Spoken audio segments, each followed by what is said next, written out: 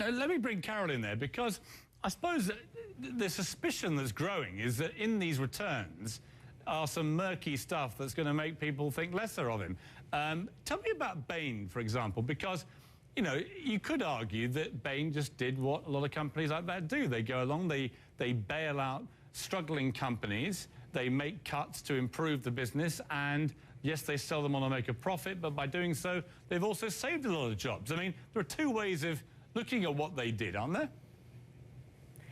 There always are, Piers, and I think the problem is that the American public doesn't understand finance very well. So his campaign is saying, well, you know what, let's take the NFL strategy. We're in the fourth quarter and we've got a little bit of a lead. So instead of, you know, going on the offense here, we're just going to run the ball. We're going to go to the prevent defense. And what happens in those scenarios in the NFL is that the other teams start saying, hey, I've got nothing to lose, and they start chipping away at that lead.